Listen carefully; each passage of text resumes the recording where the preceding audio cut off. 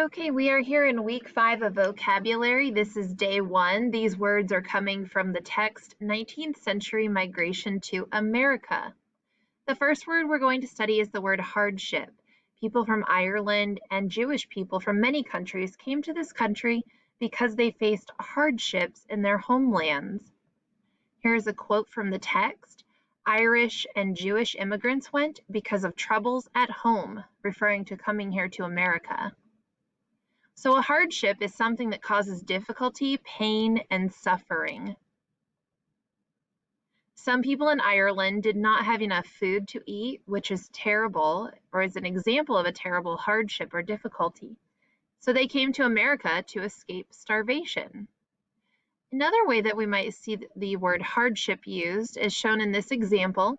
Natural disasters such as earthquakes, hurricanes, and floods often cause hardships for people. The next word that we want to talk about is this underlined word here, seek. Millions of people came to the United States to seek or find a better way of life. When we think of the word seek, we often use this word when we talk about trying to find things such as safety, pleasure, or peace and quiet. You might seek or try to find safety from a storm. You might seek or try to find pleasure or fun by going to the beach or to the pool. If you are seeking or trying to find peace and quiet at home, where do you go?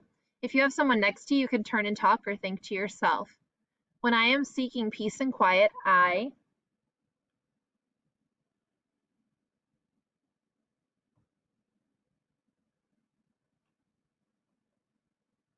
If you had a problem and you were seeking advice, whom would you talk to and why? Again, if you have someone next to you, you can turn and talk or think to yourself. If I were seeking advice, I would talk to blank because.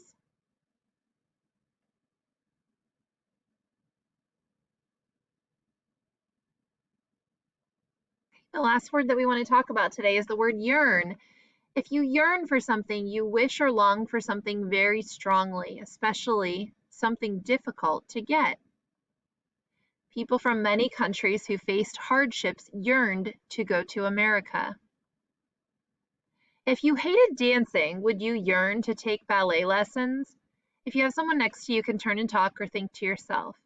I would or I would not yearn to take ballet lessons because.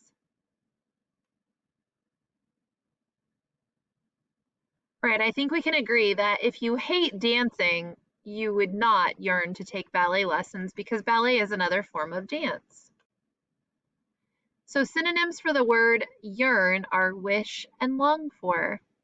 The Statue of Liberty and the poem were meant to welcome immigrants, many of whom were poor and yearned or strongly wished to be free and find a better life in the United States. All of us yearn or wish very strongly for something at some time in our lives. We might yearn to see people that we haven't seen in a long time. We might yearn to do things that are new or exciting. What is something that you yearn for?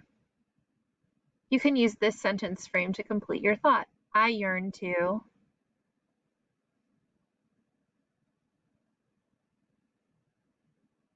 Okay, great job. That wraps up day 1. We'll see you back tomorrow for day 2. Thanks.